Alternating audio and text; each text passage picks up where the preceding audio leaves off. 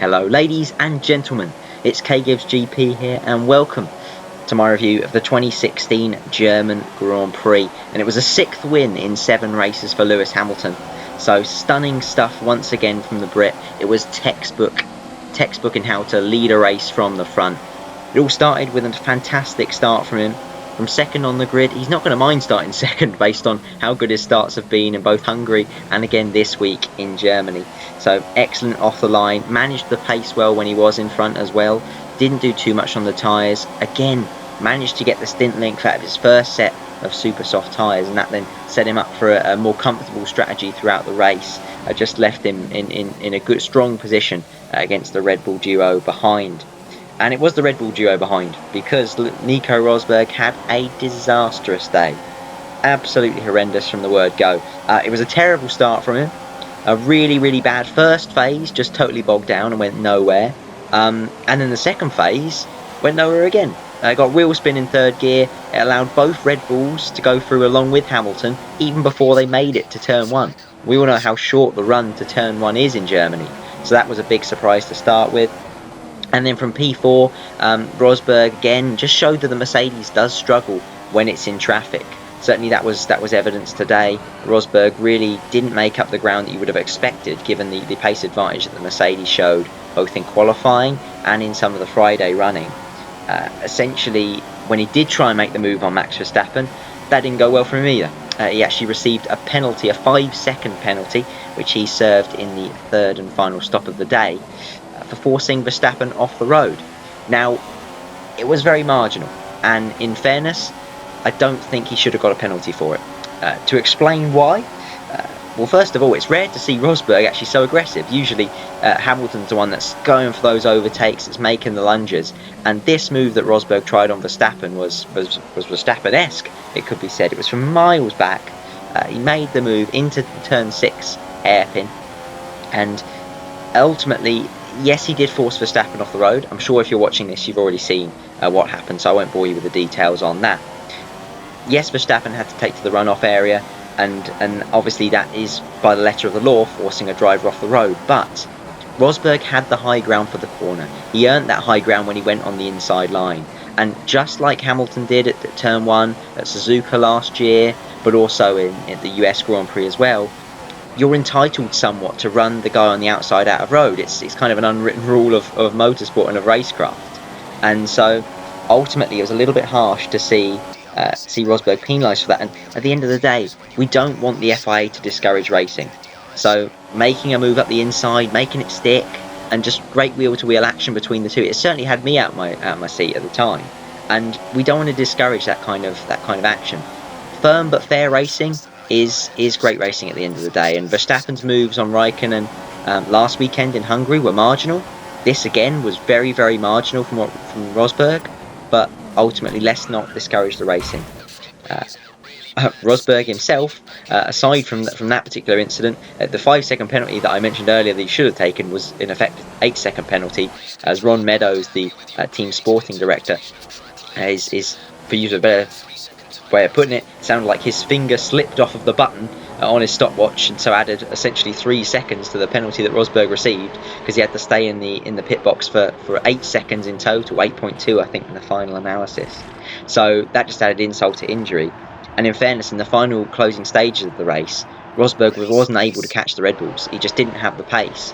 And while it was likely after he's received that penalty that he still could get second place with the Red Bulls still in sight, he just couldn't close them down. So he's 19 points behind Hamilton heading into the summer break, and who would have thought that when he was 43 points clear after Russia? Certainly not me, and a lot of people had him nailed on for the championship at that point. Such is the way with Formula 1 and how things can change so quickly. So he certainly needs to regroup. Today wasn't great for him. To not be on the podium at his home race from pole, and to not be able to convert a pole position once again into a race victory is going to be tough, a bitter pill to swallow on that one. But ultimately, moving forward now, he's got a break, some time to reflect, and I'm sure he'll come back in Spa and show off the bounce-back ability that he has shown in the past. Speaking of bounce-back ability, Red Bull have finally taken second in the Constructors' Championship, away from a Ferrari outfit which are really struggling at the moment. The first signs, the first cracks are beginning to appear in the relationship between Vettel and Ferrari. As today he actually came over the radio and basically went against what the team wanted to do strategically. For the third pit stop, they wanted to call him in early to go onto his final set of tyres in an attempt to undercut Verstappen. Now, Vettel couldn't actually see Verstappen on the road at this point. He was well clear in front.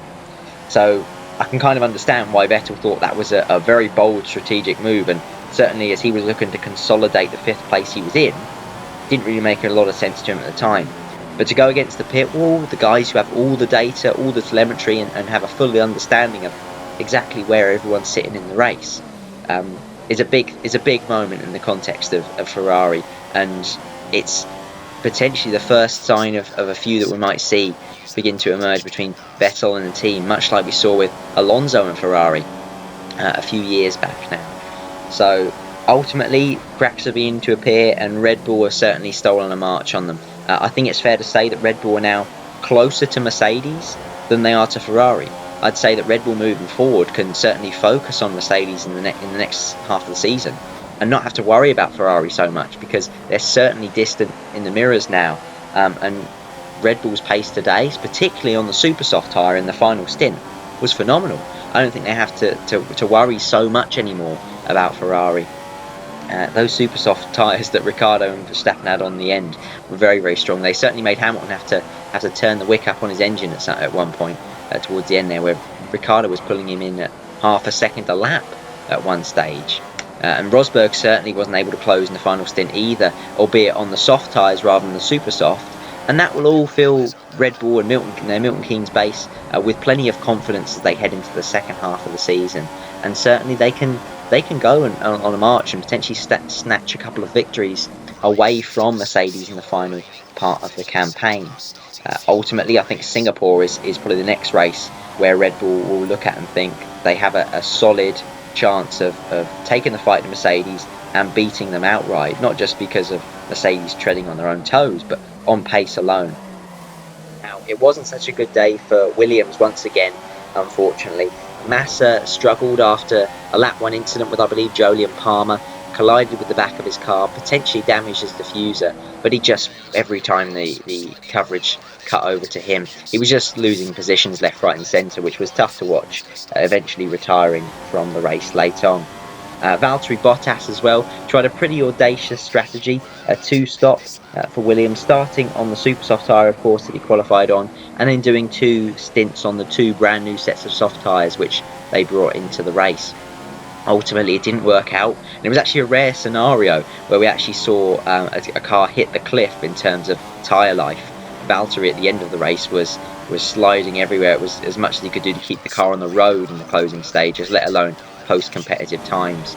Jenson Button certainly put some manners on him late on, and that meant that Bottas dropped down into P9 to end the day. So just 2 points for Williams overall, when Force India were finishing 7th and 10th. It's yet more ground lost to Force India in the battle for 4th in the Constructors' Championship. One thing I would say about Bottas hitting the cliff, and the fact that's such a rare thing to see now, probably highlights that ultimately the pace management of races now, and the way drivers at the front of the field are focusing on tyre management, means that all the way down the field, tyre life's being able to be stretched so much further. The pace today wasn't that high versus what we saw in qualifying. So ultimately, it was on show again that drivers, particularly in the first stint, are just managing pace so much, and you'll notice the race leaderboard and the positions and the gaps between the drivers is so much more static than it used to be. Just because the guy out front is managing his pace to the extent that he's just hitting the times that he needs and doing no more than that, and just letting everybody else behind him hit their times as such. So ultimately, that was Williams' race. That's another disappointing one for them.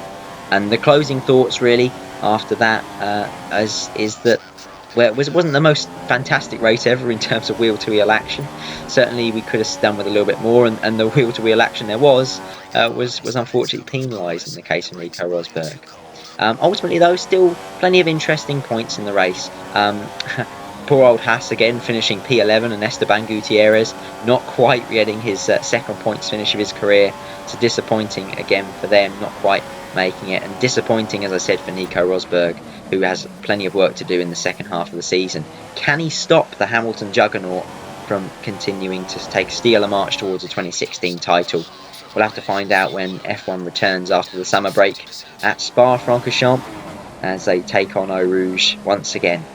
Hope you enjoyed this review. Please leave your thoughts on what the race was like in the comments section below, and also who your driver of the day was.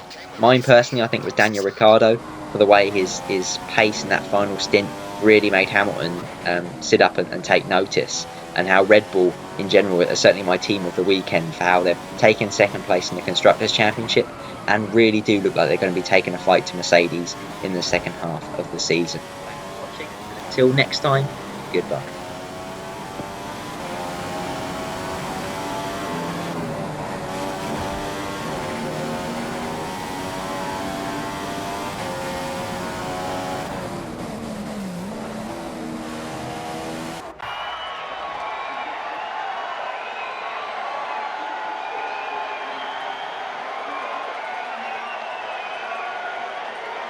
It's a win for Mercedes and a win for Lewis Hamilton. The British driver was the class of the field today.